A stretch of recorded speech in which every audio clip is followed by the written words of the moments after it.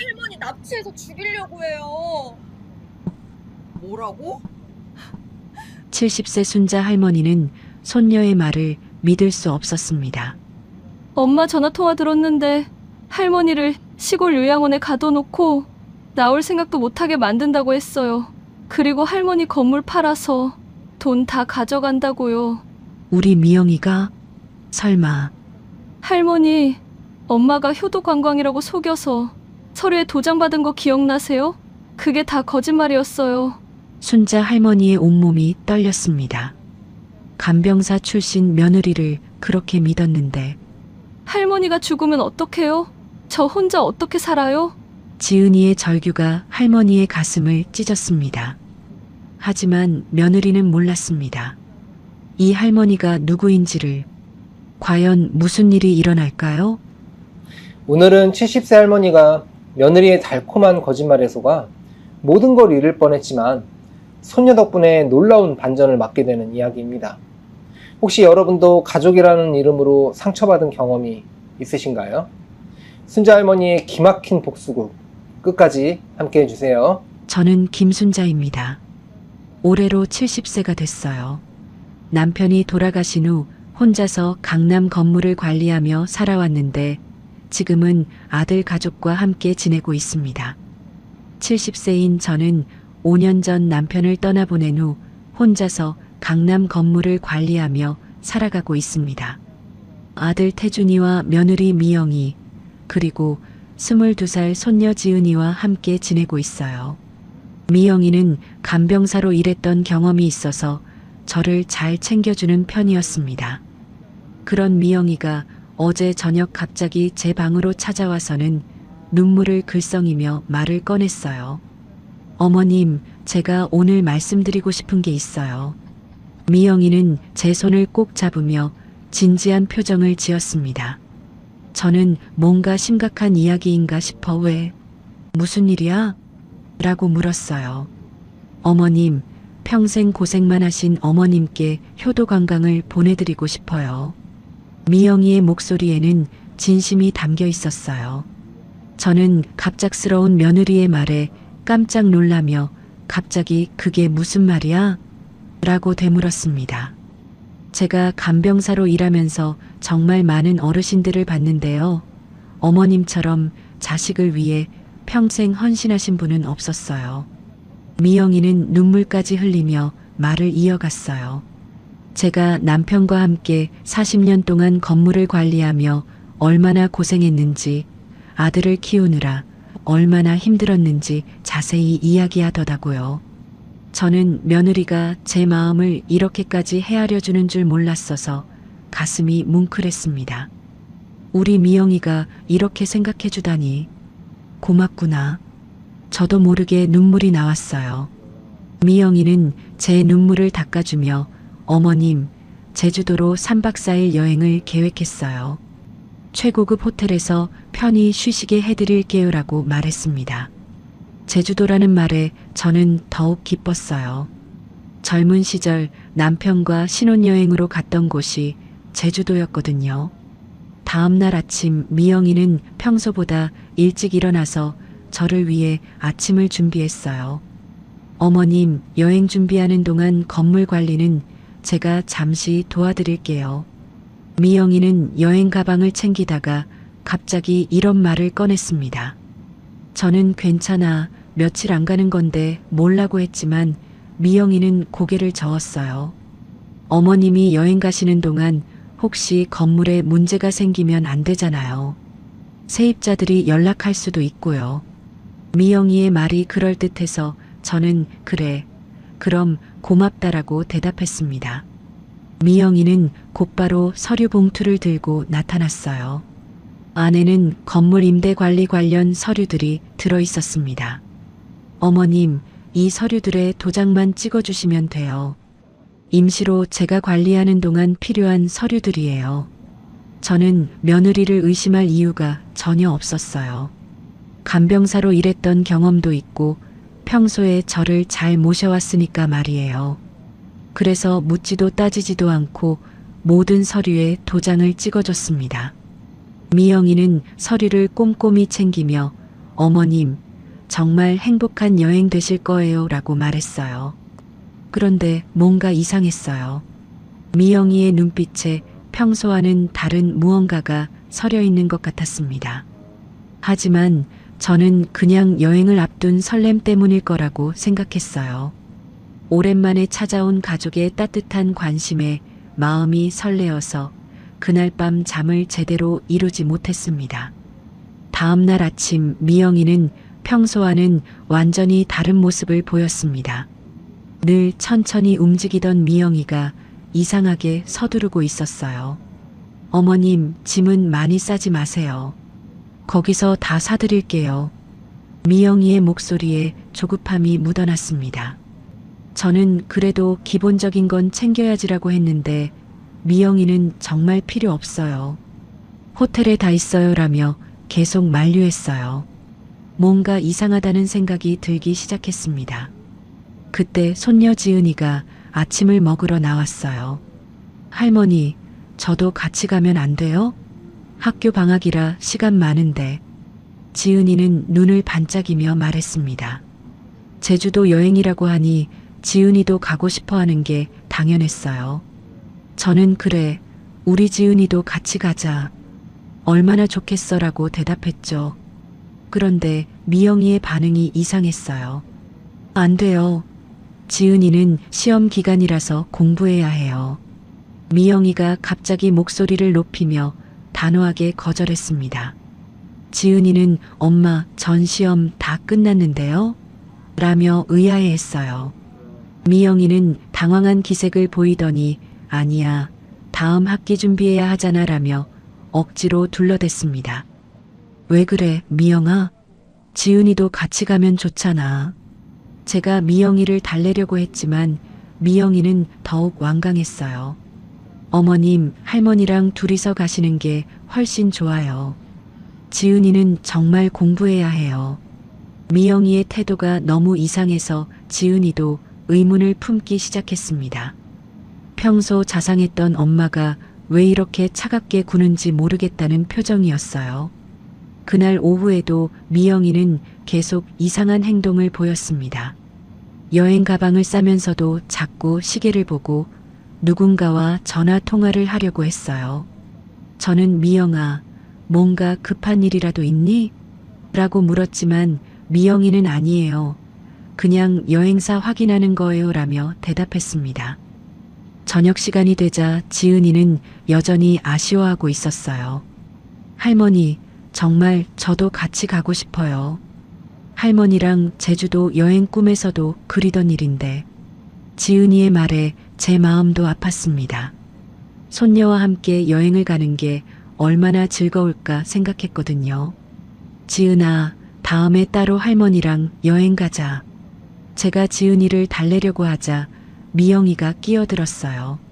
지은아, 할머니 말씀 들었지? 이번엔 할머니 혼자 편히 쉬시게 해드려야 해. 미영이의 말투가 평소보다 훨씬 날카로웠습니다. 지은이는 섭섭한 표정으로 네, 라고 대답할 수밖에 없었어요. 그날 밤 지은이는 화장실에 가려다가 엄마가 누군가와 전화하는 소리를 우연히 듣게 됐습니다. 미영이는 거실에서 작은 목소리로 통화하고 있었어요. 네, 내일 할머니 시골로 보내고 나면 바로 건물 매매 계약 진행하세요. 지은이는 깜짝 놀라서 몸을 숨기고 계속 들었습니다. 모든 서류는 이미 준비됐어요. 할머니가 직접 도장 찍어주셨거든요. 미영이의 목소리에서 차가운 계산이 느껴졌어요. 지은이는 온몸이 떨리기 시작했습니다. 요양원에서 나올 생각도 못하게 만들 거예요. 치매 기미가 있다고 하면 되잖아요.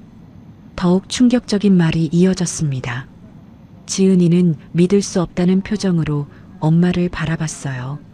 70억짜리 건물 하나로 우리 평생 걱정 없겠네요. 시골 요양원비는 한 달에 100만 원이면 충분하죠. 미영이는 구체적인 계산까지 하고 있었습니다. 지은이는 엄마가 할머니를 속이고 있다는 끔찍한 진실을 깨달았어요. 네, 알겠습니다. 내일 10시에 차 보내주시고 계약서도 준비해 주세요. 미영이가 전화를 끊자 지은이는 급하게 자기 방으로 뛰어갔습니다. 심장이 터질 듯 뛰고 있었어요. 당장 할머니께 달려가서 이 끔찍한 진실을 알려드려야 한다는 생각뿐이었습니다. 지은이는 손이 덜덜 떨리는 가운데 할머니 방으로 향했어요. 복도를 걸으면서도 엄마의 그 차가운 목소리가 귓가에서 맴돌았습니다. 할머니가 이 사실을 알면 얼마나 충격받으실까? 하지만 지은이는 더 늦기 전에 할머니를 구해야 한다고 마음먹었습니다. 그 순간 지은이는 할머니 방문을 박차고 들어왔습니다. 눈물과 콧물을 흘리며 숨을 헐떡이고 있었어요. 할머니, 할머니. 지은이의 목소리가 떨리고 있었습니다. 저는 갑작스러운 손녀의 모습에 깜짝 놀라며 침대에서 일어났어요. 지은아, 왜 그러니? 무슨 일이야? 저는 다급히 지은이에게 다가가서 물었습니다. 지은이는 제 팔을 꼭 잡으며 흐느끼기 시작했어요. 할머니, 엄마가 할머니를 납치하려고 해요. 지은이의 말에 저는 귀를 의심했습니다. 뭐라고? 그게 무슨 말이니? 저는 손녀의 어깨를 잡으며 차근차근 물어봤어요. 지은이는 눈물을 닦으며 가슴을 치면서 말했습니다. 할머니, 엄마가 할머니를 요양원에 보내려고 해요. 제가 엄마 전화 통화 다 들었어요. 우리 미영이가 그럴 리 없어. 지은아, 뭘 잘못 들었을 거야. 저는 여전히 믿을 수 없었어요. 그렇게 눈물까지 흘리며 효도 관광을 보내주겠다던 며느리가 그럴 리 없다고 생각했거든요. 아니에요. 할머니, 엄마가 건물도 팔려고 해요. 70억이라고 했어요. 지은이는 더욱 절박하게 말했습니다. 그리고 할머니 서류에 도장 찍으신 거 기억나세요? 그게 다 거짓말이었어요. 순간 제 머리가 하얗게 변했습니다. 어제 도장을 찍었던 서류들이 떠올랐어요. 그때는 단순히 임대관리 서류라고 생각했는데, 지은아, 정말이니? 정말 엄마가 그런 말을 했다고? 제 목소리도 떨리기 시작했어요. 지은이는 고개를 끄덕이며 더욱 구체적으로 설명했습니다. 엄마가 시골 요양원에서 나올 생각도 못하게 만들겠다고 했어요. 그리고 치매에 기미가 있다고 하면 된다고도 했어요. 저는 가슴이 무너지는 기분이었습니다. 며느리가 정말 그런 계획을 세웠다니. 마침 그때 미영이가 방으로 들어왔어요. 지은이를 보더니 짜증스러운 표정을 지었습니다. 지은아, 할머니를 왜 놀라게 하니? 밤늦게 뭐 하는 거야?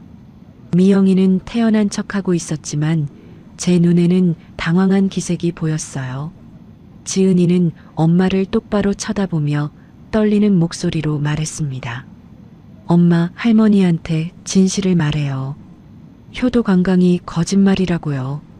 아, 너 지금 뭔 헛소리를 하는 거야? 미영이가 갑자기 목소리를 높였어요. 평소 지은이에게 그렇게 소리를 지르는 걸 본 적이 없었는데 말이에요. 할머니, 지은이가 이상한 소리 하고 있어요. 애가 요즘 스트레스가 많나 봐요. 미영이는 저에게 말하면서도 지은이를 노려봤습니다. 지은이는 울음을 터뜨리며 외쳤어요. 엄마가 건물 팔려고 부동산이랑 통화했어요. 할머니를 시골 요양원에 보낸다고 했다고요. 지은아. 미영이가 지은이에게 다가가려는 순간 저는 미영이의 팔을 붙잡았습니다. 미영아, 잠깐만. 지은이 말이 사실이야? 저는 며느리의 눈을 똑바로 바라봤어요. 미영이의 얼굴이 순간 굳어졌습니다. 어머님, 그런 게 아니라 지은이가 뭔가 오해를 하고 있는 것 같아요. 미영이는 변명하려 했지만 목소리가 떨리고 있었어요. 저는 40년 동안 세입자들과 갖가지 사람들을 상대해온 경험으로 미영이가 거짓말하고 있다는 걸 직감적으로 알 수 있었습니다. 미영아, 어제 내가 찍은 도장이 어디에 쓰인 거야? 제가 직접적으로 물어보자 미영이는 더욱 당황했어요. 그건 정말 임대 관리 서류였어요. 어머님이 여행 가시는 동안. 엄마, 거짓말하지 마세요. 지은이가 다시 소리쳤습니다. 제가 다 들었어요. 엄마가 70억짜리 건물로 평생 걱정 없다고 했잖아요. 미영이의 얼굴이 하얗게 변했어요. 이제 더 이상 숨길 수 없다는 표정이었습니다. 저는 가슴 깊숙한 곳에서 뜨거운 배신감이 치밀어 오르는 것을 느꼈습니다. 동시에 40년 동안 건물 관리를 하면서 쌓인 경험과 지혜가 작동하기 시작했어요. 그런데 이상하게도 저는 완전히 절망하지 않았습니다. 오히려 마음 한구석에서 차가운 미소가 번지고 있었어요. 며느리는 아직 모르고 있었거든요. 제가 누구인지, 그리고 진짜 얼마나 많은 것을 가지고 있는지 말이에요. 미영아, 너 정말 내가 그렇게 만만해 보이니? 저는 조용히 물어봤습니다. 미영이는 제 표정이 달라진 것을 눈치채고 불안해하기 시작했어요. 어머님 무슨 말씀이세요?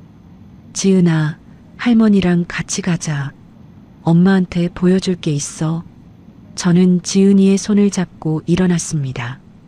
미영이는 우리를 따라오면서 계속 변명하려 했지만 저는 더 이상 듣고 싶지 않았어요. 이제 며느리에게 진짜 누가 이 집의 주인인지 제대로 보여줄 시간이 왔다고 생각했습니다. 그날 밤늦게 저는 지은이와 단둘이 서재에 앉아 있었습니다. 미영이는 자기 방으로 들어가 버렸고 집안은 조용했어요. 지은아, 할머니가 가진 게 정말 그 건물 하나뿐일 것 같니?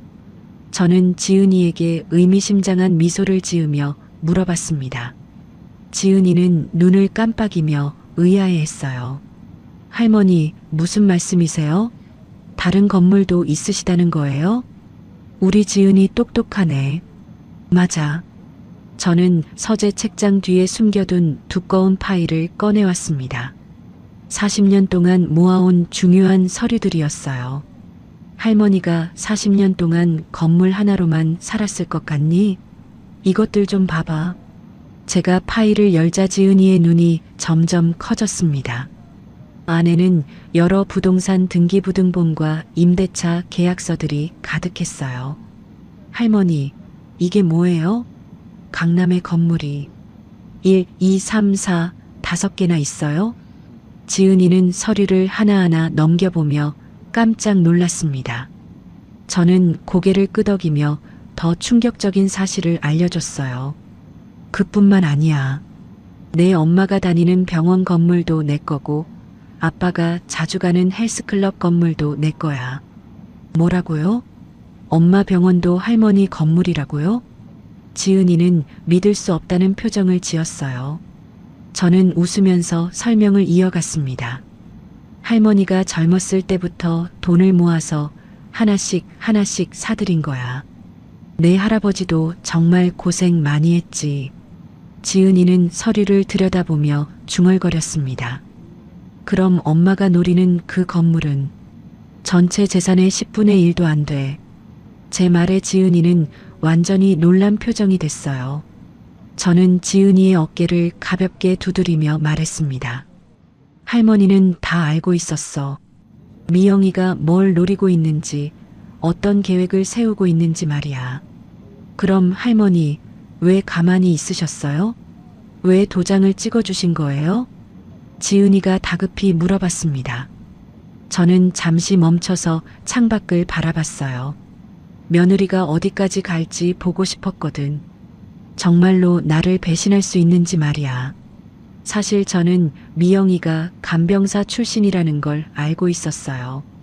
간병사들 중에는 어르신들의 재산을 노리는 사람들이 있다는 것도 알고 있었죠. 하지만 미영이는 제 며느리였고 저는 가족을 믿고 싶었습니다. 할머니가 정말 마음 아프셨을 것 같아요. 지은이는 제 마음을 헤아리며 말했어요. 저는 지은이의 손을 잡으며 고개를 끄덕였습니다. 그래, 정말 마음 아팠어. 하지만 지은이 덕분에 더 큰 상처받기 전에 알 수 있었구나. 지은이는 제 손을 꼭 잡으며 말했습니다. 할머니, 전 할머니가 정말 대단하다고 생각해요. 이런 큰 비밀을 혼자 간직하고 계시다니. 저는 미소를 지으며 지은이를 바라봤어요. 이 아이는 정말 제 마음을 잘 알아주는 것 같았습니다. 이제 미영이한테 진짜 누가 이 집 주인인지 보여줄 시간이 왔구나. 제 눈빛이 날카로워지자 지은이도 진지한 표정이 됐어요. 할머니, 어떻게 하실 거예요? 내일 미영이가 나를 데리고 나가려고 할 텐데 그때 깜짝 선물을 줘야지. 저는 계획을 설명하기 시작했습니다. 미영이는 분명 내일 아침 일찍 저를 데리고 나가려고 할 거예요. 그때 제가 직접 건물로 가서 세입자들과 이야기하겠다고 하면 미영이는 당황할 거였죠. 할머니, 정말 완벽한 계획이에요. 지은이는 눈을 반짝이며 말했습니다. 저는 지은이와 함께 세부적인 계획을 세웠어요. 지은아, 내일 우리 연기 좀 해야겠다. 할머니가 아무것도 모르는 척 해야 해. 네, 할머니. 제가 도와드릴게요. 지은이는 신이 나서 대답했습니다. 저희는 밤늦게까지 이야기하며 내일의 계획을 완벽하게 준비했어요. 마침내 저는 며느리에게 제대로 된 교육을 시킬 수 있게 됐습니다. 40년 동안 온갖 사람들과 부동산 거래를 해오면서 쌓인 경험이 이럴 때 도움이 될 줄 몰랐어요. 미영이는 아직 모르고 있었지만 내일부터는 완전히 다른 세상을 경험하게 될 거였습니다. 지은아, 이제 잠자러 가자. 내일 큰일이 기다리고 있으니까. 저는 지은이와 함께 일어나며 말했습니다. 지은이는 할머니, 내일이 정말 기대돼요라고 말하며 밝게 웃었어요. 저도 오랜만에 마음이 시원했습니다. 드디어 며느리의 가면을 벗겨낼 때가 온 거니까요. 다음 날 아침, 저는 평소처럼 자연스럽게 행동했습니다. 미영이가 아침을 차려주자 고맙다, 미영아라고 말하며 웃어줬어요. 미영이는 안도하는 표정을 지었습니다. 어머님, 오늘 정말 떠나는 거죠? 차는 10시에 와요.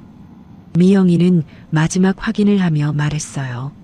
저는 고개를 끄덕이며 그래, 정말 고맙구나. 오랜만에 좋은 여행이 될 것 같아라고 대답했습니다. 지은이는 옆에서 아무 일 없다는 듯 아침을 먹고 있었어요. 그런데 미영아, 여행 가기 전에 건물 세입자들한테 인사라도 하고 가고 싶어? 저는 자연스럽게 말을 꺼냈습니다. 미영이의 표정이 순간 굳어졌어요. 어머님, 그런 건 나중에 해도 되잖아요. 시간도 없고요.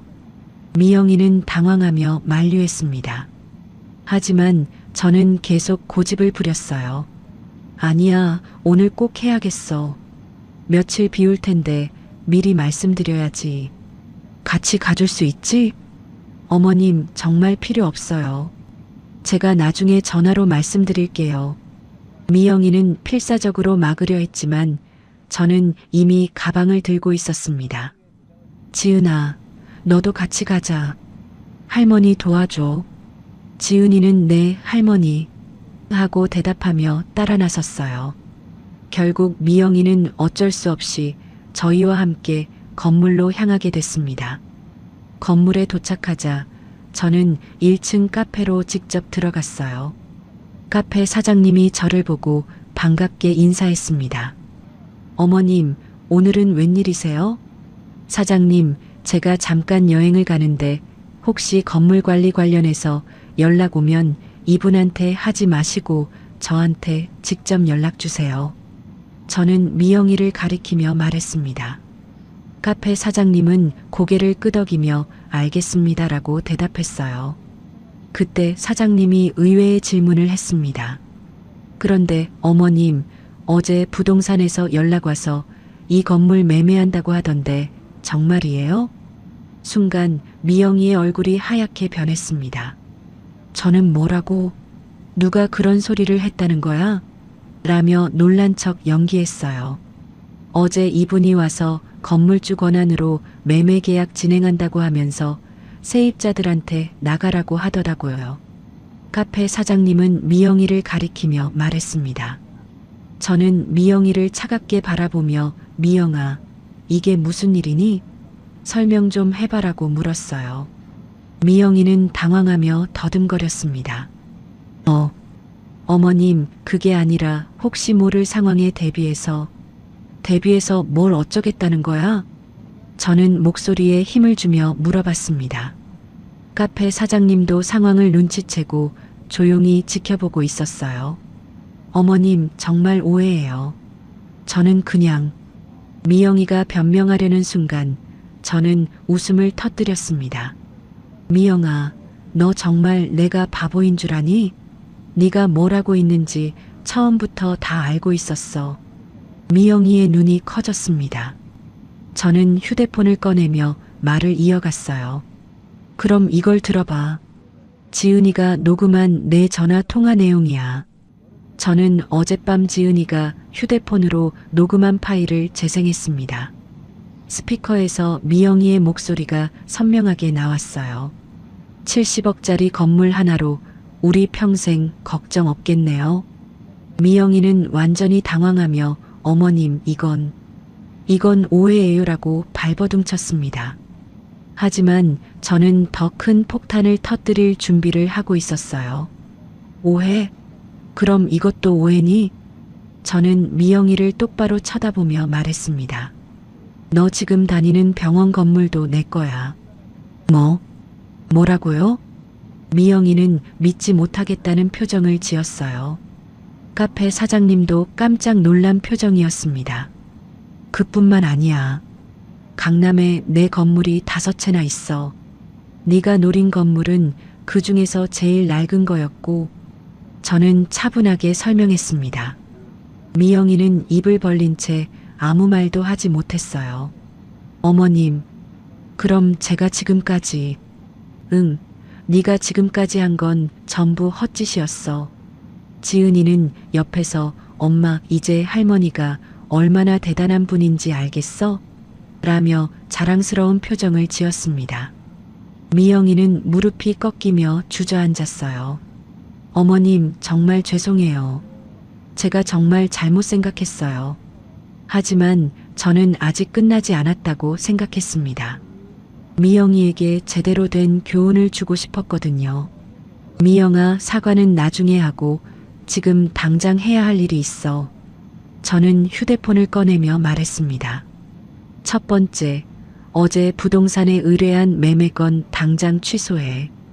두 번째, 세입자들한테 나가라고 한 것도 사과해. 미영이는 떨리는 손으로 휴대폰을 꺼냈습니다. 저는 그 모습을 지켜보며 마음이 복잡했어요. 며느리지만 이렇게까지 해야 하는 현실이 씁쓸했거든요. 하지만 이것으로 끝이 아니었습니다. 진짜 교육은 이제부터 시작이었어요. 그 순간 미영이는 떨리는 손으로 부동산 중개사에게 전화를 걸었습니다. 여보세요? 어제 의뢰한 건물 매매건. 네, 취소해 주세요. 미영이의 목소리가 떨리고 있었어요. 저는 옆에서 그 모습을 지켜보며 복잡한 기분이었습니다. 네, 알겠습니다. 그런데 이미 계약금을 받으신 거 아닌가요? 전화기 너머로 중개사의 목소리가 들렸어요. 미영이는 당황하며 쟤를 쳐다봤습니다. 어머님, 제가 계약금을 미리 받았어요. 500만 원. 미영이가 고백하자 저는 차가운 미소를 지었습니다. 그래, 그럼 그것도 당장 돌려줘야지. 어머님, 정말 죄송해요. 당장 돌려드릴게요. 미영이는 울먹이며 말했습니다. 하지만 저는 아직 화가 풀리지 않았어요. 미영아, 네가 한 일이 이것만일 것 같니? 저는 미영이를 똑바로 바라보며 물어봤습니다. 미영이는 무슨 말인지 모르겠다는 표정을 지었어요. 그때 저는 휴대폰을 꺼내서 또 다른 전화를 걸었습니다. 여보세요, 원장님? 저 김순자예요. 제가 병원 원장에게 전화를 걸자 미영이의 얼굴이 하얗게 변했어요. 우리 며느리 박미영 씨요? 오늘부터 출근 안 해도 돼요. 어머님, 그게 무슨 말씀이세요? 미영이가 다급하게 제 팔을 잡았습니다. 하지만 저는 냉정하게 말을 이어갔어요. 임대료를 못 내는 병원에서 일할 필요 없잖아요. 제가 오늘부로 임대계약 해지한다고 통보했거든요. 미영이는 완전히 패닉 상태가 됐습니다. 어머님, 제발요. 저 정말 잘못했어요. 병원에서 잘리면 저희 가족이 어떻게 살아요? 미영이가 무릎을 꿇고 빌기 시작했어요. 카페 사장님과 다른 세입자들도 상황을 지켜보고 있었습니다. 걱정 마, 미영아.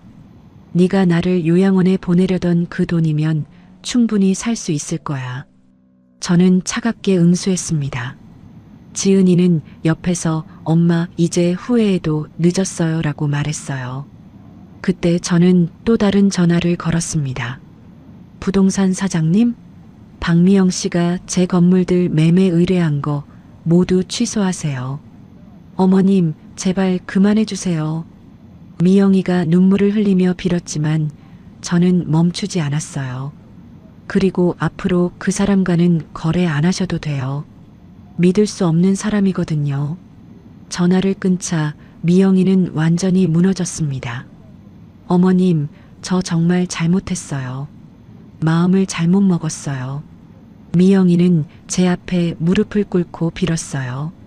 하지만 저는 아직 끝나지 않았다고 생각했습니다.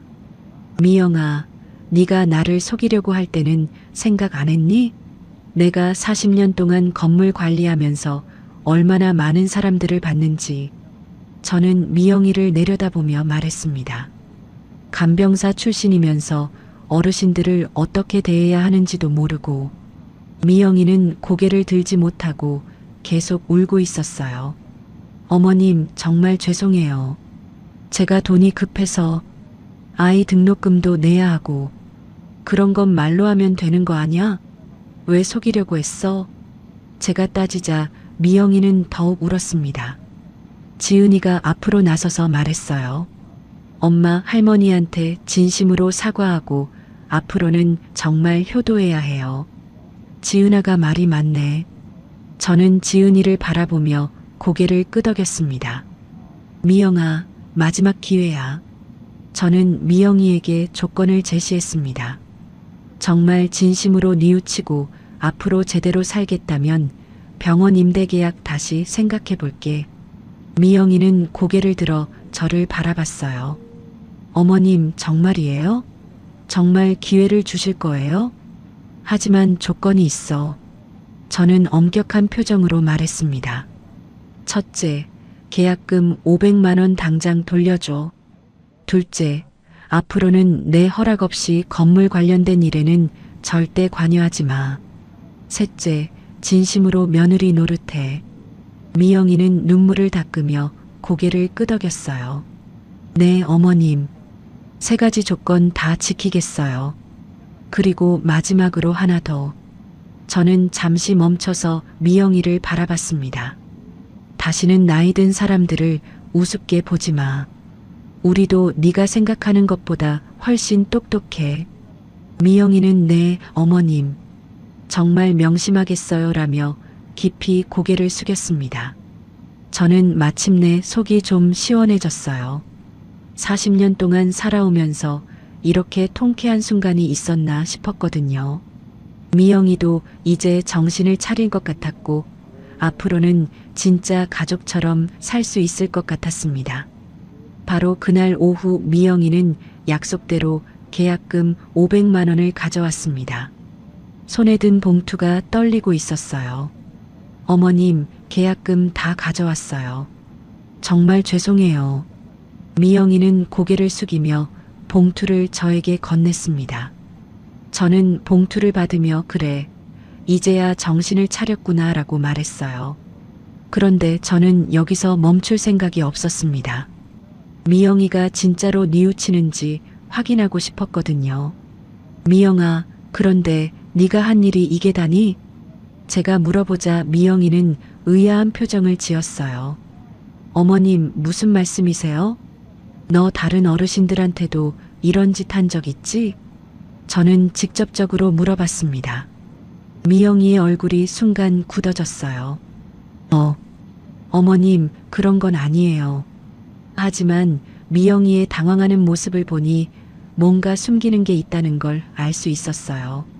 미영아, 거짓말하지 마. 간병사로 일할 때 다른 분들 재산도 노렸지? 제가 추궁하자 미영이는 결국 고백했습니다. 어머님, 사실 예전에 한번 혼자 사시는 할머니가 계셨는데 미영이는 떨리는 목소리로 말을 이어갔어요. 그분이 저를 딸처럼 생각해 주셔서 저도 그때 돈이 급해서 그래서 저는 차갑게 물어봤습니다. 통장을 맡기셨는데 제가 조금씩 빼서 썼어요. 미영이의 고백에 저는 화가 치밀었습니다. 조금씩이 얼마나?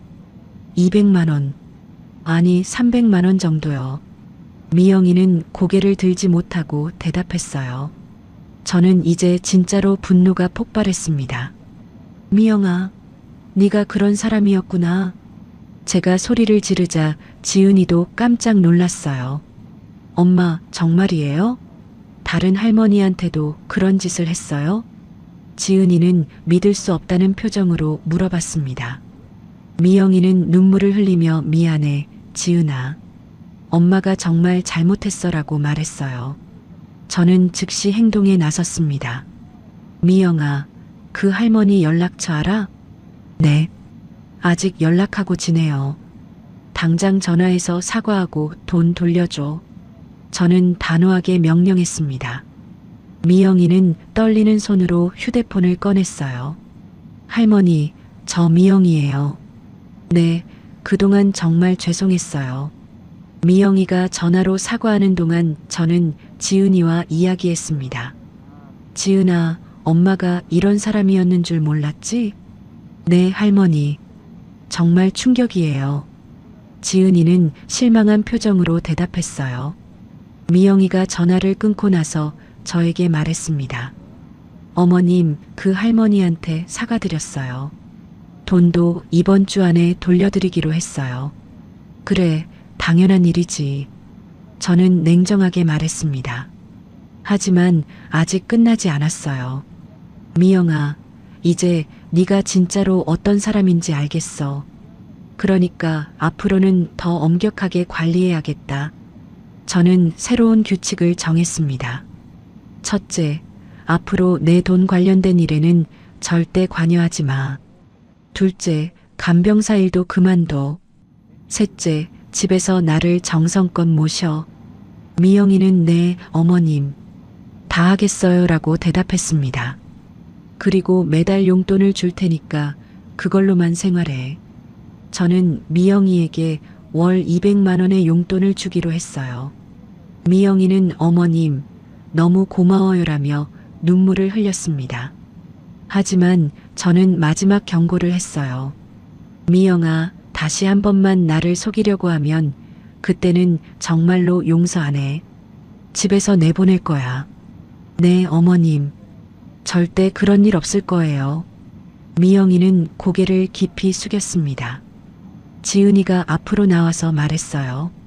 엄마, 이제 정말로 할머니께 효도해야 해요. 할머니가 얼마나 대단한 분인지 이제 알았잖아요. 응, 지은아. 엄마가 정말 바보였어. 미영이는 지은이에게도 사과했습니다. 저는 이제야 마음이 좀 놓였어요. 미영이가 진짜로 뉘우치는 것 같았거든요.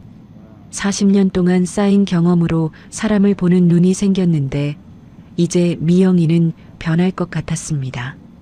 자, 이제 우리 진짜 가족처럼 살아보자. 저는 미영이와 지은이를 바라보며 말했습니다. 드디어 이 집에 평화가 찾아올 것 같았어요.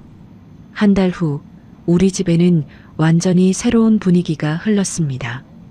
미영이는 매일 새벽 6시에 일어나서 저를 위해 아침을 준비했어요.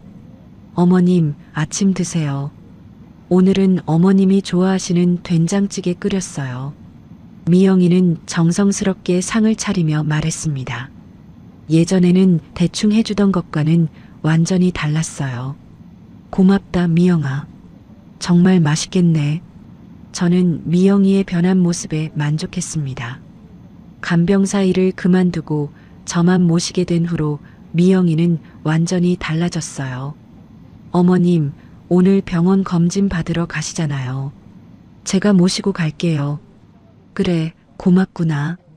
미영이는 진심으로 저를 걱정하는 모습을 보였습니다.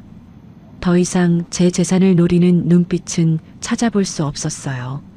그날 오후 아들 태준이가 회사에서 일찍 들어왔습니다. 엄마, 저 왔어요. 태준이는 평소보다 밝은 목소리로 인사했어요. 저는 어서 와라, 태준아라고 대답했습니다. 태준이는 제 옆에 앉으며 말했습니다. 엄마, 미영이한테 들었어요. 제가 어머니를 제대로 못 봐서 이런 일이 생겼네요. 정말 죄송해요. 태준이가 깊이 고개를 숙이자 저는 아들의 머리를 쓰다듬어 줬어요. 태준아, 내 잘못이 아니야. 사람 마음은 아무도 모르는 거니까. 저는 아들을 위로했습니다. 사실 태준이도 피해자였거든요. 앞으로는 제가 어머니 사업도 제대로 도와드릴게요. 이제야 어머니가 얼마나 대단한 분인지 알았어요. 태준이는 진심 어린 목소리로 말했습니다. 저는 아들의 마음을 느끼며 고개를 끄덕였어요. 그때 지은이가 대학교에서 돌아왔습니다. 할머니, 오늘 경영학 수업에서 부동산 관리에 대해 배웠는데 할머니가 정말 천재세요. 지은이는 눈을 반짝이며 제게 달려왔어요. 그래, 우리 지은이가 열심히 공부하는구나. 네, 제가 졸업하면 할머니 사업 도와드릴게요. 할머니한테 배울 게 너무 많아요. 지은이의 말에 저는 뿌듯했습니다. 손녀가 이렇게 저를 자랑스러워해 주다니 말이에요. 미영이도 옆에서 말했습니다. 어머님, 제가 정말 바보였어요.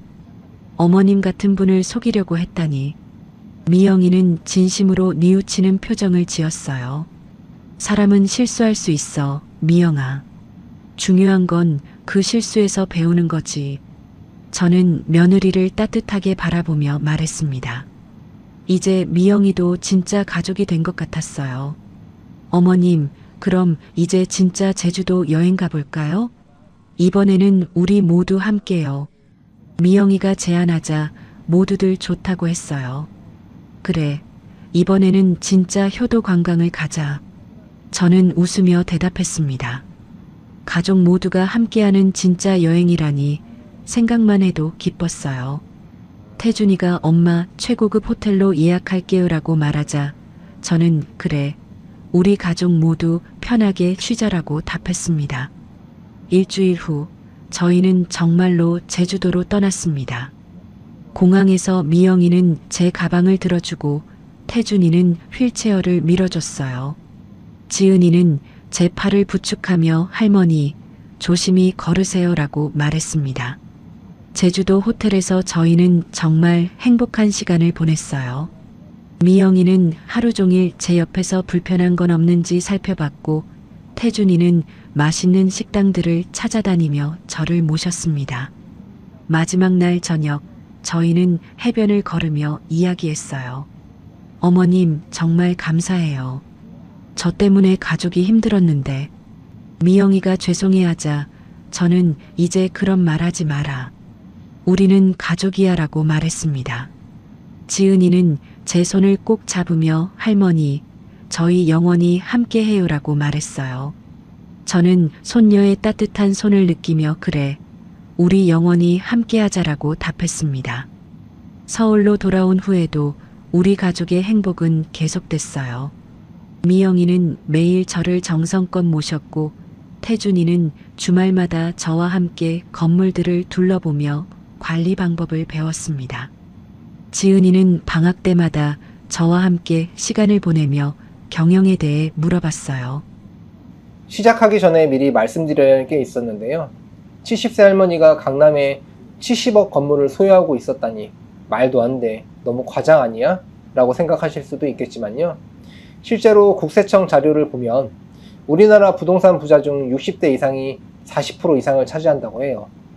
겉으로 보기엔 평범해 보여도 알고 보니 큰 부자인 어르신들이 생각보다 많다는 뜻이죠.